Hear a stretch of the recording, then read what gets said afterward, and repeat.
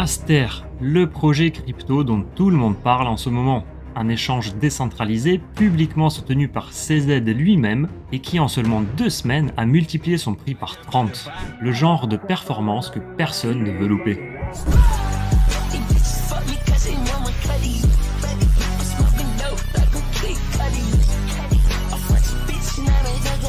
Sans oublier leur airdrop, qui a déjà rapporté des dizaines de milliers de dollars à certains utilisateurs, et bonne nouvelle, car cela ne représente que 1/6 de la supply réservée aux airdrops. Le plus gros reste donc à venir. Et forcément, une question revient tout le temps, est-ce que ça vaut encore le coup de farmer l'airdrop d'Aster?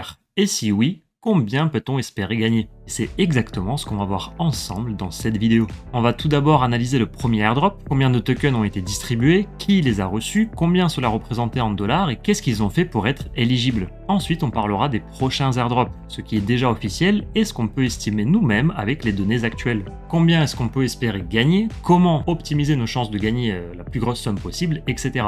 Puis je te donnerai le plan idéal que tu devrais suivre pas à pas pour maximiser tes gains. Mon objectif dans cette vidéo, ce n'est pas de dire si Aster est mieux que Hyperliquid, s'il est mieux que Aventis. Non, ça peut être le sujet d'une autre vidéo d'ailleurs. Si c'est quelque chose qui vous intéresse, dites-le moi en commentaire. Mais en tout cas, dans cette vidéo, on va se focus principalement sur l'airdrop. Et reste bien jusqu'à la fin, car dans le dernier chapitre, je te présenterai d'autres airdrops que je surveille de très près et qui pourraient nous rapporter plus que l'airdrop d'Aster.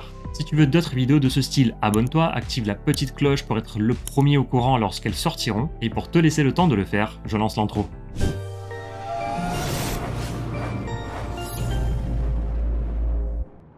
Pour commencer, je te propose qu'on analyse toutes les datas concernant le premier airdrop et qui vont nous permettre, grâce à une règle de 3, de prédire ce qu'on pourrait recevoir lors des airdrops à venir. Donc pour cela, analysons un petit peu la tokenomics du projet Aster que nous avons sous les yeux. Il y a au total 8 milliards de tokens de prévus et ce qui est excellent, c'est qu'ils ont prévu 53,5% de tous ces tokens uniquement pour les airdrops, sachant qu'une toute petite partie est sortie pour le moment, et ça on va en reparler juste après. 53,5% ça représente en tout 4,280 milliards de tokens. Or, lors du TGE, lors de la sortie du token, uniquement 8,8% de la totale supply est sortie, autrement dit 704 millions d'Aster. Le reste vont être libérés linéairement sur environ 80 mois, donc 6 à 7 ans. Donc, tout ce qu'il faut comprendre, c'est que le plus gros est à venir. L'airdrop déjà, le 1/6 qui est sorti, a déjà khalass pas mal de monde, il y a encore 5/6 à sortir, et donc la question c'est, est-ce que ça vaut encore le coup de farmer l'airdrop d'Aster? Pour cela, faisons quelques estimations et voyons ce qu'il s'est passé déjà lors du premier airdrop. Car une fois qu'on a ces données, on fait juste un simple produit en croix, et on peut avoir de façon assez précise des estimations pour les airdrops à venir. Lors du stage 1, donc lors du premier airdrop, il y a eu à peu près 500 000 wallets éligibles. Un total de 704 millions de tokens y a été alloué. C'est ce qu'on retrouve ici. Lorsqu'on fait le calcul, cela nous donne approximativement 1400 tokens par wallet.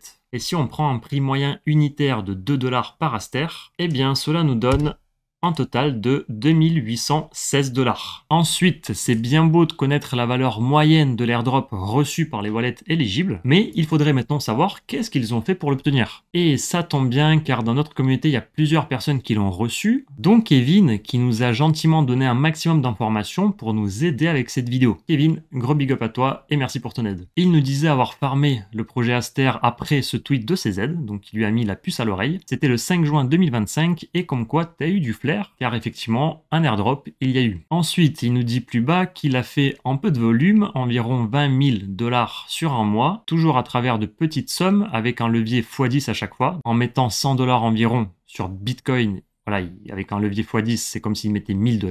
Ça, c'est très bien ce qu'il dit, hein, pour limiter le risque de volatilité, il s'est concentré sur Bitcoin. C'est pas du casino, c'est pas du gambling, les gars, on maîtrise son risque, c'est ce qu'il a fait, bravo à toi. Il a fait une vingtaine de trades, et donc vous faites le calcul, hein. 100 x 10, ça fait 1000, 1000 x 20, ça fait 20 000. Effectivement, il a fait un volume approximativement de 20 000 $. Donc, on va remplir ce petit tableau Excel, 20 000 $ de volume, 20 transactions, 100 $ par transaction avec levier x 10, principalement sur Bitcoin, sur 30 jours, et donc cela fait en moyenne un trade par jour environ. Concernant les référals, donc qu'est-ce qu'il a parrainé des gens? Eh bien, il dit qu'il n'en a fourni aucun, de toute façon, personne ne l'aurait utilisé. Les positions, je ne les ai gardées que quelques minutes. Ok, donc 0 référal. Et la partie la plus importante, combien est-ce qu'il a reçu de tokens avec tout ça? Faites vos estimations. Est-ce qu'il est en dessous de la moyenne? Est-ce qu'il est dans la moyenne? Est-ce qu'il est au-dessus? Eh bien, il a reçu 3 fois plus de tokens, soit 5792 Aster.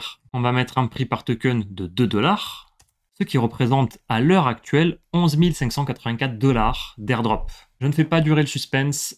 Concernant Kevin, il a tout vendu au TGE. Souvent, ce que je dis aux gens, c'est de garder toujours ne serait-ce qu'un petit moonbag, que ce soit un airdrop, que ce soit un token qui a bien performé, etc. Vous vendez par palier très bien, mais gardez toujours un petit moonbag, ça peut toujours faire plaisir si le token en question explose. C'était le cas ici avec Aster. Kevin n'a rien gardé, c'est pas grave. Malgré tout, lors de la sortie, le token était à 0,09 $. Voilà, malgré tout, il s'est fait dans les 500 $ de bénéf grâce à cet airdrop, sachant que ça n'a pas dû lui prendre beaucoup de temps. Donc c'est toujours ça de prix. Bravo à toi, Kevin. Maintenant, les gens qui ont gardé cet airdrop, eh bien, avec le même nombre de transactions, etc., le même nombre de volumes, eh bien, ils auraient aujourd'hui plus de 11 000 $ d'airdrop s'ils n'ont rien vendu. Donc, ce premier airdrop, vu les performances du token, s'avère être très rentable. Mais la question, c'est est-ce que les airdrops à venir le seront tout autant? C'est ce qu'on va voir à partir de maintenant avec le chapitre numéro 2. On l'a dit au tout début, le premier airdrop ne représente que 1/6 de tous ces tokens réservés pour ces airdrops, signifiant que le plus gros reste à venir à travers plusieurs phases, dont le stage 2 est déjà en cours et entre dans sa phase finale. Effectivement, la date de fin, c'est le 5 octobre, donc ça arrive à grands pas. Et si jamais vous regardez cette vidéo vers le 2, vers le 3, vers le 4 octobre, pas de panique, parce que là, il s'agit du deuxième airdrop, mais il y en a encore d'autres qui vont arriver. Regardez, c'est ce qu'ils disent ici, le stage 3 va commencer immédiatement après la fin du stage 2. Et il se peut que lors des prochains stages, lors des prochains airdrops, on chope plus de tokens, donc avec des rendements plus explosifs qu'actuellement. Pourquoi? Parce qu'aujourd'hui, tous les projecteurs sont dirigés vers Aster avec ce qui se passe là, avec ses aides, etc. Et ça se trouve, l'engouement va s'essouffler autour du projet dans les semaines à venir et par conséquent, moins de gens vont le fermer au profit de ceux qui le font. Autrement dit, pas de panique, d'autres airdrops arrivent, donc si jamais vous avez loupé celui-ci, vous aurez le temps de farmer les autres. Bref, dans ce chapitre, on va voir ce qui est public concernant ce deuxième, concernant ce troisième airdrop, enfin tous les airdrops à venir en gros, puis ce qu'on peut estimer gagner. Ok, donc combien de moolah les airdrops à venir peuvent nous rapporter, et surtout comment s'y prendre pour maximiser nos gains. En info publique, qu'est-ce qu'on a? On sait que 4% des tokens sont alloués à ce stage, à ce deuxième airdrop, soit 320 millions de tokens en tout. Cela donc représente 4% de la supply, avec une deadline pour le 5 octobre 2025. Maintenant, qu'est-ce qu'il reste à estimer? Eh bien, combien de personnes, combien de wallets sont éligibles à ce deuxième airdrop, le prix futur de Aster, donc pour ça on va faire un petit peu d'analyse chartiste, on va le voir juste après, pour ainsi déterminer le rendement potentiel total qu'on peut espérer avoir. Pour trouver ces données, on va se rendre sur Dune. Nous avons déjà le nombre d'utilisateurs qu'il y a sur la plateforme. Aujourd'hui, nous sommes à plus de 2,5 millions. Une donnée qu'on va inscrire ici. Et vous savez quoi? Je vais même mettre un petit peu plus. Pourquoi? Parce que dans les jours à venir, il y en a d'autres forcément qui vont se rajouter. Sachant que, par exemple, sur les 7 derniers jours, regardez, il y a 725 000 nouveaux utilisateurs qui ont utilisé la plateforme Aster. Ça fait à peu près dans les 100 000 par jour. Le nombre de tokens alloués, on l'a vu tout à l'heure, il est de 4% de la total supply, soit 320 millions de tokens. En moyenne, ça nous donne 128 tokens. Or, avec un prix unitaire de 2 $, cela nous donne un airdrop de 256 $ en moyenne, soit 10 fois moins que lors du premier stage. Par contre, là, il y a d'autres facteurs à prendre en compte. Donc, le nombre de wallets, on a dit, il va faire que augmenter. D'ailleurs, pardon, c'était 2,7 millions. Forcément, ça diminue notre rendement. Aïe, aïe, aïe. Mais il y a aussi le prix du token qui peut varier dans le temps. Et vu l'engouement, les amis, on va partir du principe que la liquidité va continuer d'affluer sur le projet, que ces aides vont continuer à en faire la promotion avec Binance, etc. directement, et que par conséquent, le token dans les jours à venir va aller taper de nouveaux ATH. Sachant qu'actuellement, le token se situe à la 50e place, waouh,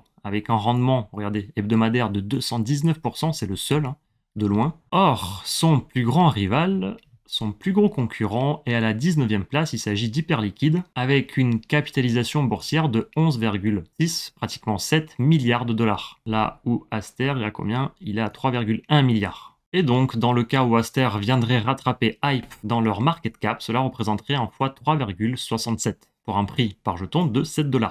Est-ce que ça sera le cas? Est-ce que ça ne sera pas le cas? C'est pas le sujet de cette vidéo. Aster est très critiqué, mais de l'autre côté, il bénéficie d'une visibilité accrue par rapport à d'autres projets, grâce à ces aides en partie. Bref, ce n'est pas le sujet de cette vidéo, les gars, je vous ai dit, on se focus sur l'airdrop, nous. Mais je tiens tout simplement à dire qu'en crypto, les amis, faut pas aller chercher bien loin. Parfois, un projet lambda, merdique, peut performer tout simplement parce que il est porté par sa communauté, hein, c'est le cas des meme coins, de la plupart des meme coins. Tant qu'il y a de l'engouement, eh bien, les prix peuvent continuer à monter. Oui, aller chercher de nouveaux ATH dans les jours à venir, ce n'est vraiment pas déconnant. Et le meilleur moyen pour prédire les prix futurs, c'est avec l'extension de Fibonacci. Et regardez comment c'est chirurgical. Vous voyez les petites droites là?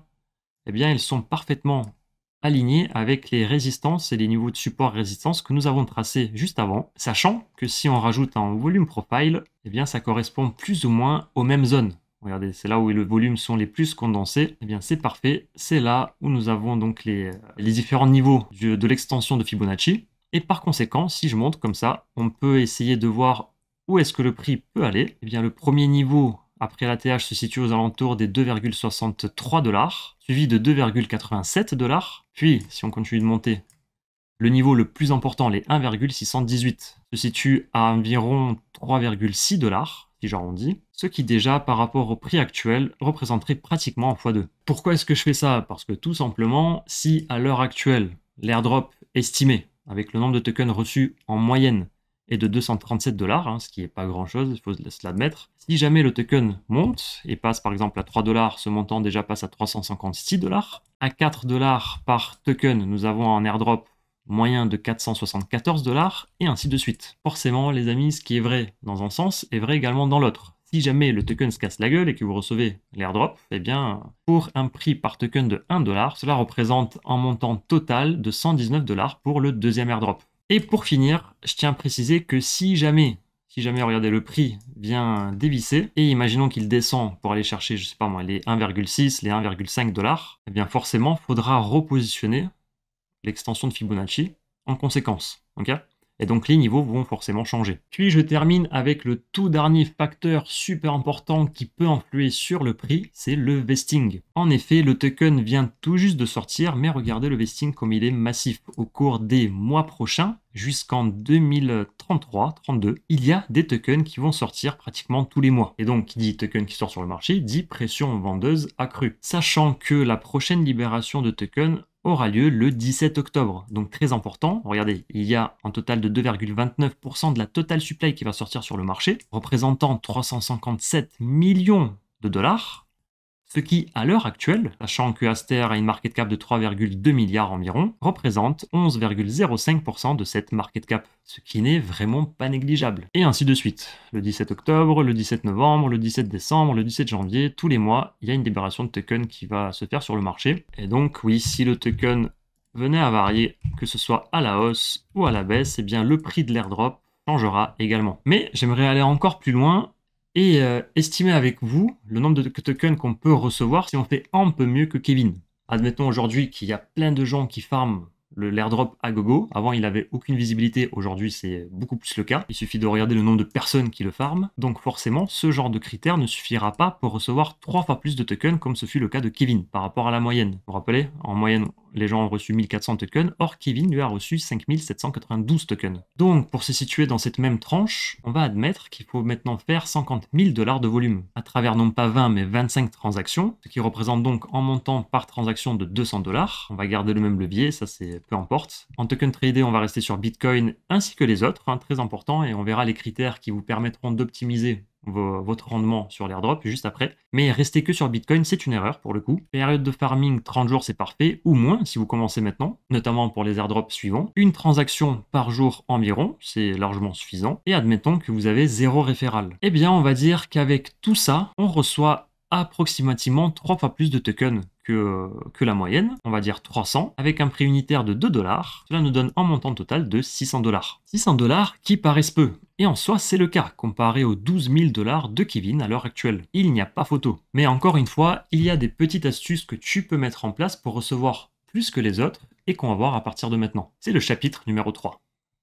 Retiens que pour choper la plus grande allocation possible, il faut optimiser la réception de tes points RH, c'est ce que vous avez ici. Et pour cela, je t'ai préparé une checklist de tout ce qu'il faut faire. Mais avant, voyons déjà comment utiliser la plateforme. Eh bien, en soi, rien de plus simple. Vous arrivez sur le site, vous cliquez sur Launch App, vous allez atterrir ici, vous connectez votre wallet, Vous avez plusieurs réseaux possibles. Vous avez des Phantom, Kepler, Binance Wallet, Wallet Connect. Une fois que vous êtes connecté, il va falloir que vous déposiez des fonds. Donc pour ça, vous faites Deposit. Vous choisissez le réseau de votre choix. Donc moi, je vais rester sur la BNB Chain. Et je vous conseille de faire pareil parce que ça va augmenter, ça va booster les points que vous allez recevoir. Ensuite, vous choisissez les tokens que vous voulez vous envoyer. Admettons qu'on va s'envoyer des BNB. Vous choisissez le montant. Si jamais vous choisissez les BNB, pensez à activer cette petite fonctionnalité parce que ça va booster non pas seulement vos rendements, mais également les points RH qui vont déterminer le nombre de tokens que vous allez recevoir lors de l'airdrop. Voilà, et vous faites Deposit. Une fois que c'est fait, voilà, vous pouvez trader soit en spot, soit en perpétuel. Si vous avez les différentes paires ici, donc Solana, Hyperliquid, Ethereum, Bitcoin, Aster,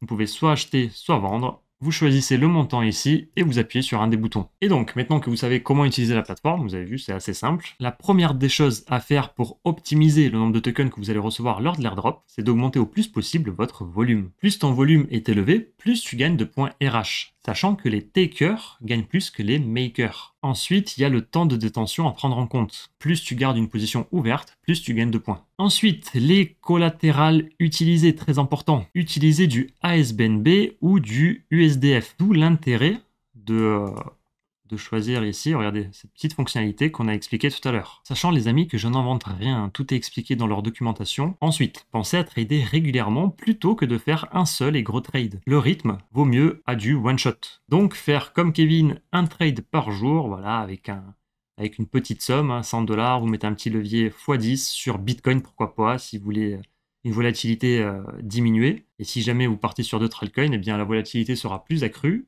à vos risques et périls. Mais voilà, bref. Et puis, qu'est-ce qu'il faut faire pour finir? Eh bien, c'est de parrainer si possible, car comme il explique ici, tous tes filleuls te rapportent 10% de points en plus.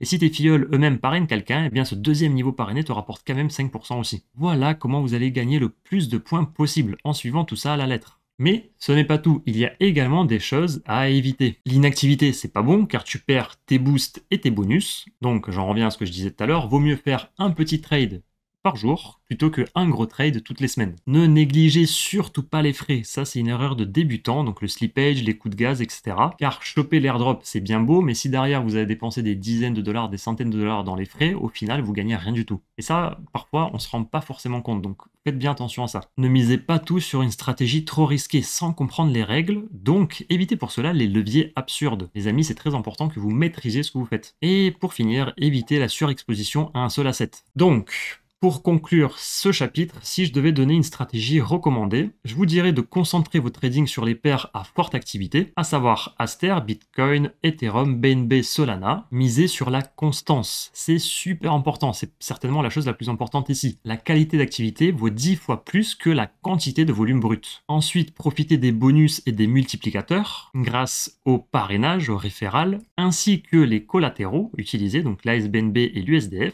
Et pour finir, sachez que, quel que soit votre résultat, que vous fassiez du profit ou des pertes, eh bien ça rentre dans le calcul qui est juste là. Alors, donc lorsque vous prenez une position et que celle-ci est liquidée, eh bien sachez que vous gagnez quand même des points et c'est bon pour l'airdrop. Bon, vaut mieux ne pas se faire liquider, mais bon, si jamais c'est le cas, au moins ça pourra peut-être vous remonter le moral quelque part. En guise de dernier chapitre et de conclusion, répondons à la question initiale, à savoir est-ce que ça vaut toujours le coup de farmer l'airdrop Aster? La réponse est oui, ça vaut toujours le coup, surtout si tu peux être actif, régulier et stratège. À 2 $ le token, déjà ce que tu peux gagner est non négligeable, sachant que le farming ne prend pas tant de temps que ça. Après, tout dépend de ton wallet, bien évidemment pour quelqu'un qui part de pas grand chose, c'est clairement un bon pari à prendre. Si maintenant tu me dis que tu as plusieurs centaines de milliers d'euros en crypto-monnaie, eh bien perdre ton temps dans cet airdrop avec Aster, c'est certainement pas la chose la plus optimisée à faire. Sauf si le prix du token continue de monter, comme il a fait jusqu'à présent. Regardez-moi cette belle hausse. Quelque chose qui est en soi totalement possible avec le soutien inconditionnel de CZ et la tokenomics qu'on n'oublie pas et qui est totalement orientée vers la communauté. Avec tout ça, Aster reste un incontournable aujourd'hui, mais prudence, le prix étant très volatile, il peut chuter à tout moment. Donc c'est pas les 3 $ qu'on peut aller visiter, mais plutôt les 1. C'est tout à fait possible. Surtout qu'il y a une libération de tokens qui arrive. Vous vous rappelez lorsqu'on avait parlé du vesting. Ensuite, un autre risque, c'est que les critères peuvent changer à tout moment et également les frais peuvent gruger vos gains. Sur Aster, les frais sont assez conséquents et donc si vous enchaînez les transactions, vous ne vous rendez pas forcément compte, mais vous perdez des petits centimes par-ci, des petits centimes par-là qui, à la fin, ont une somme assez conséquente. Vous avez ici une comparaison de plusieurs projets, dont Aster. et dont Hyperliquid, mais les amis, des dizaines d'autres arrivent. Aster et Hyperliquid ont ouvert une porte dans laquelle plein de projets veulent s'y engouffrer aujourd'hui. Tout le monde veut sa part du gâteau. Quand on voit que Hyperliquid est très rentable, ça n'allait pas durer éternellement, et aujourd'hui, il y en a plein qui veulent rentrer dans la danse et leur choper une part du marché. À voir maintenant qui parviendra à tenir sur le long terme, ça c'est une autre histoire. En parlant de ça, en parlant de la concurrence, justement, je vous ai parlé en tout début de vidéo de plusieurs airdrops que je suis en train de surveiller, en plus de celui d'Aster, et qui, d'après moi, pourrait être limite beaucoup plus Gucci, beaucoup plus rentable. Eh bien, parmi ces projets, vous avez Lighter qui était là, que je regarde de très près, ainsi que Bulk Trade, avec moins de 10 000 abonnés aujourd'hui, et qui est très intéressant d'après moi. Voilà, j'en dis pas plus, c'est pas le sujet de cette vidéo. En revanche, si vous voulez que ce soit le sujet d'une vidéo, eh bien dites-le moi en commentaire, je me ferai le plaisir d'en faire une, que ce soit sur Lighter, que ce soit sur la comparaison entre Aster et Hyperliquid, que ce soit sur Bulk Trade, etc. Et si ce n'est pas une vidéo, je pourrais pourquoi pas faire un post Twitter. Si tu veux avoir des updates concernant ce projet et les autres, n'hésite pas à nous suivre sur Twitter, je te mets le lien en description. Si cette vidéo t'a aidé, laisse un petit like, ça fait toujours plaisir, partage-la à un de tes proches qui se pose des questions sur Aster également. Et pour finir, dis-moi en commentaire si tu souhaites une autre vidéo sur notre projet. Et puis, si tu as réussi à choper l'airdrop d'Aster, ça m'intéresse. Combien tu as chopé? Est-ce que tu es en train de farmer celui-là? Moi, personnellement, je l'ai un petit peu délaissé au profit des autres, mais j'aimerais bien avoir vos réponses. Les amis, je vous dis à la prochaine, prenez soin de vous, prenez soin de vos proches. Ciao, ciao.